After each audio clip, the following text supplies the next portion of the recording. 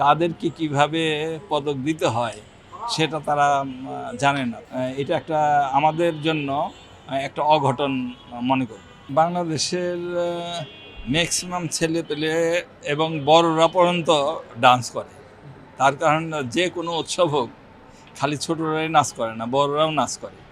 কোনো মিউজিক বেজে বসুক, কোনো গান ভালো গান আসুক, রিদমিক গান আসুক, অথবা ঢাক বাজুক, ঢাক বাজলে তো সবাই নাচতেই থাকে।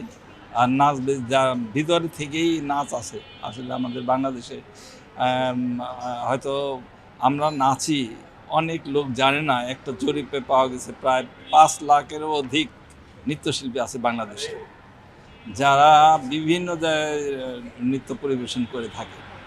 এবং আমরা জানি না, আমরা সেগুলি আমরা চর্চাও করি না এবং ওদেরকে আমরা সেই উৎসবে ডেকে আনি না। আসলে আমাদের সেই ক্যাপাসিটিও নাই যে সরকারি পর্যায়ে এরকম একটা উৎসব করে যে সপ্তাহব্যাপী করবে, সারাদিন রাত 10টা পর্যন্ত করবে, সকাল থেকে শুরু করবে। তাহলে মনে করেন যে আমরা বুঝতে পারবো যে আসলে সারা বাংলাদেশ কত নৃত্যশিল্পী আছে। লম্বা জার্নিতে তো এটি আছে, নাচ বলতেই ম্যাক্সিমাম জনগণ বুঝে যে মেয়েরাই নাচে, কিন্তু আমি নিজেও জানতাম না যে ছেলেরা নাচ করে। আমি তো অ্যাডভার্টাইজমেন্ট পেয়েই নাচে ভর্তি চলিতেছে এবং নৃত্য বিভাগে ছেলেদেরও ভর্তি চলছে। যখন এই কথা বললেন তখন আমি মনে করলাম যে হ্যাঁ, আমার মনে হয় নাচ হবে। সেইটা মনে করে আসলে আমি নাচে ভর্তি ছিল প্রয়াত গওহর জামিলের কাছে। আশা করি যে সারা বাংলাদেশে অনেক সংস্থা আছে, আর অনেক ভালো ভালো নৃত্যশিল্পী আছে। অনেকে হয়তো সুযোগ পায় না, কিন্তু যারা নাচ করে তাদের ভিতরে একটা মানবিকতা আছে। আসলে তাদের মন একদম সাদা মনের মানুষ। শিল্পীরা সাদা মনের মানুষ।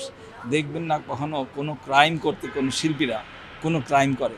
আসলে যদিও করে কোনো সময়, তাহলে এইটাই মনে করবেন যে কারো, এই যে একটা কথা বললাম না, সাদা মনের এই শিল্পীরা যদিও কোনো সময় করে ফেলে, সেটা হলো কোনো ক্রিমিনালদের ছত্রছায়ায় এটা হয়ে যায়। যে কারণে আপনারা আজ পর্যন্ত পাবেন না কোনো নৃত্যশিল্পী যে কোনো অন্যায় কাজ, কোনো সন্ত্রাসী কর্মকাণ্ডের সাথে জড়িত। আসলে আমার কোনো অপ্রাপ্তি নাই।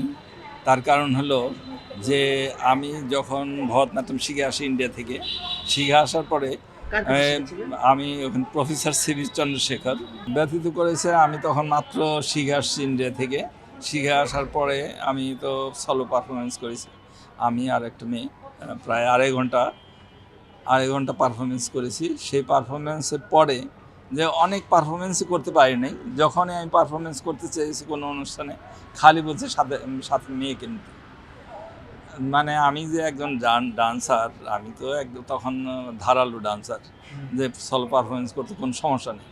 কিন্তু আসলে আমার মনে হয় বাংলাদেশের মানুষ তখন ডান্সটাকে অত ভালোভাবে বুঝতে পারে না। মানে ক্লাসিক্যাল ডান্স কি বুঝতে পারে না, একটা ছেলে করবে ওইটা মানতে পারে না। আসলে ইয়াংরা পেয়ে যাচ্ছে, ওই পাওয়াটা তো বড় কথা না। তার কারণে আসলে যারা দেয়, কোনো কমিটি আমার মনে হয় দেয়নি। আর যে কমিটি দিয়েছে তারা নাচ বুঝে না।